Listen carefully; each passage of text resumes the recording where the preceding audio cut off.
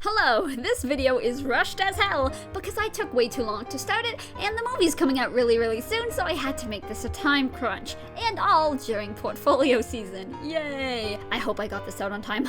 I really loved this book. I highly recommend reading it for yourself, but the book and this video both have some very heavy topics. So here's a content warning for the following: domestic abuse, domestic violence, SA, child abuse, infant drowning, body gore, fatphobia, ableism towards mental illness, large-scale gaslighting, and misogyny.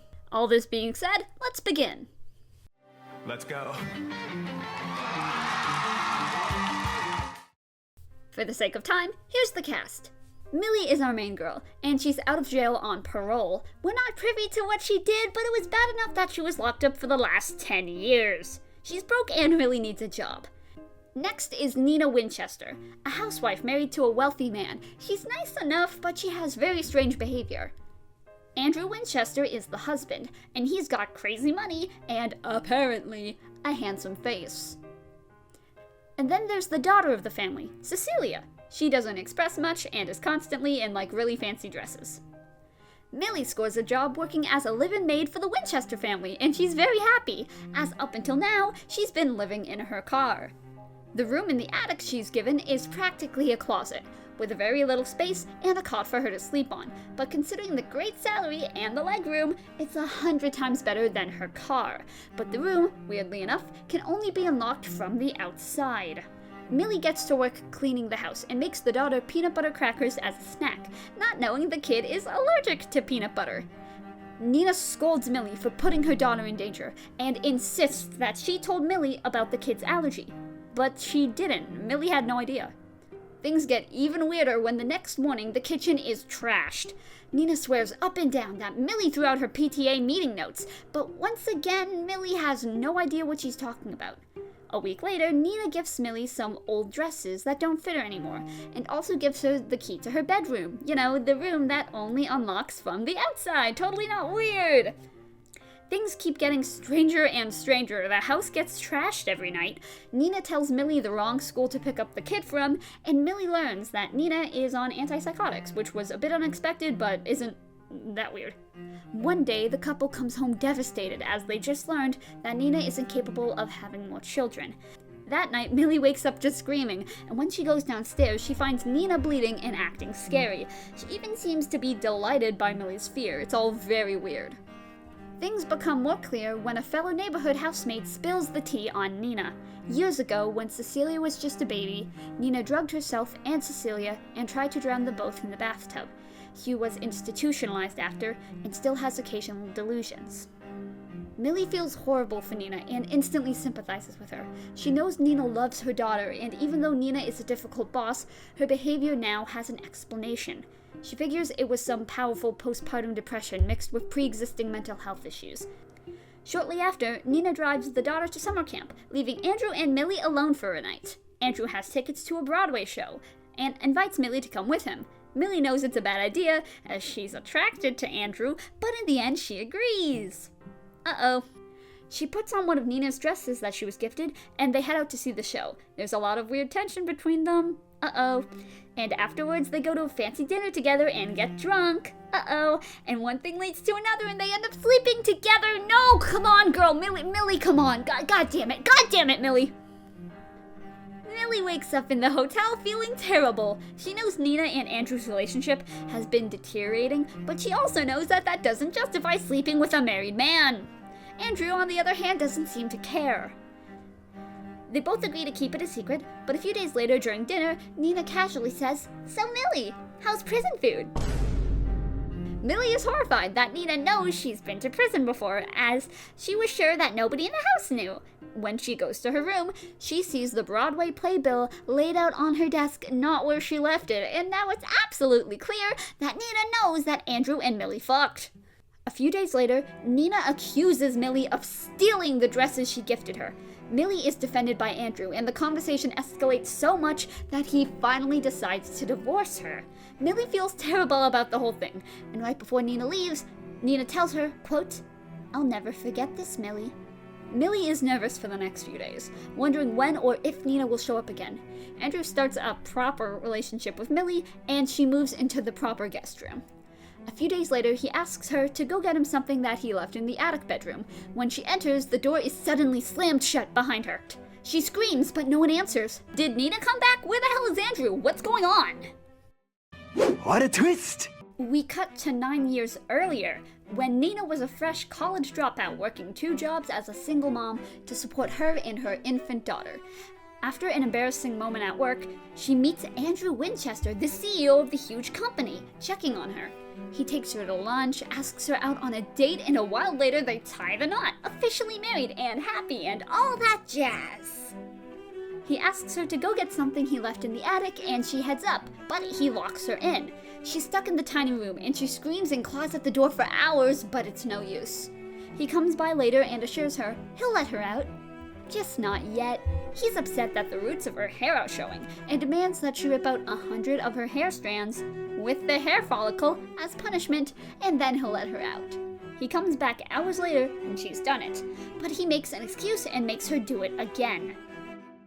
When he finally lets her out days later, she's weak from lack of water and food, and then he drugs her. When she wakes up, baby Cecilia is in the bathtub with rising water. Nina uses what little strength she has to reach her daughter, and then the police show up. Andrew tells the cop that she drugged herself and tried to drown her daughter, and that gets her institutionalized for 9 months. And when she's home, he locks her in the attic again. He's created a situation where everyone thinks Nina is mentally unstable, and no one will believe her when she tells people about his abuse. She can't run away without risking the safety of her daughter, and she has no friends and no family and no supports to help her. She's trapped. And she stays like that for 7 years. If Andrew gets upset with her or her daughter, he locks Nina in the attic for days at a time with whatever new forms of torture he can come up with. But one day, after being forced to pepper spray herself in the face, their landscaper, Enzo, learns everything that's going on. He helps her make plans to escape in secret, but Andrew thwarts them every time. But then Nina comes up with a brilliant idea! She plans on giving Andrew a replacement wife, via hiring a maid, a younger woman. She must be pretty, desperate, and without a support system to help her. Nina has been faking infertility, and Andrew wants a child of his own, so he'd be more drawn to a young woman anyway. Enzo is 110% not down with this, as he doesn't want anyone else to face the abuse that Nina has. But Nina is desperate. She wants out of this hell, and she wants to get her daughter away from Andrew. So Nina hires Millie, a fresh out of jail, pretty woman with no support systems and a desperate need for money. She's been mistreating Millie on purpose to make her a victim so that Andrew can sweep up and save her. And because Millie is living in the attic, Andrew can't lock her in the attic. Andrew can't punish her anymore. This has all been a big plan to make sure Nina and her daughter can get away from such an evil man. She knows her plan worked when she checked the locations and saw that Millie and Andrew went to the Plaza from Home Alone 2 hotel together. All right, who's not dead? Sound off.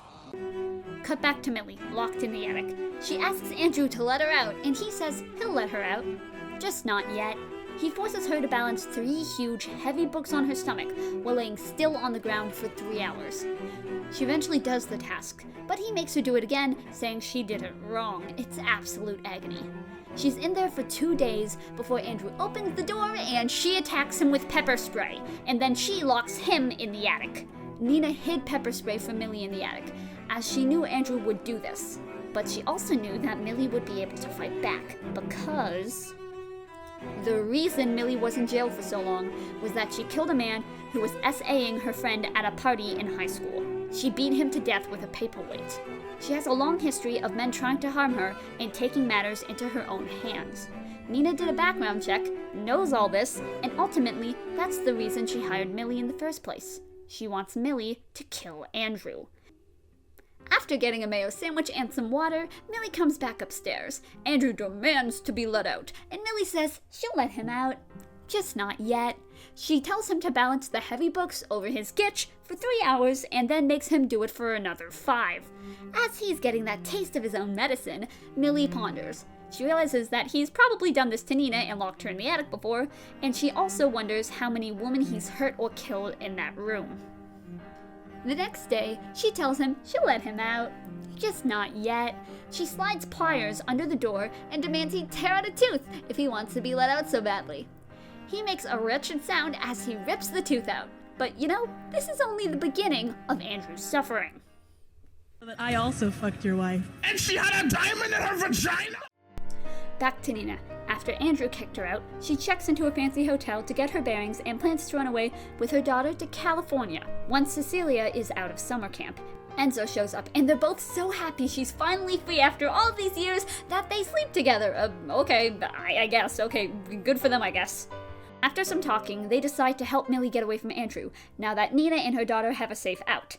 Nina planned on warning Millie once she was out of the state, but no one has left the Winchester house in days, so they decide they need to act now. Enzo stays back to watch Cecilia in case things go south, and Nina returns to the Winchester house. She goes to the attic and finds Andrew's dead body on the floor, with lots of blood and teeth ripped out around him.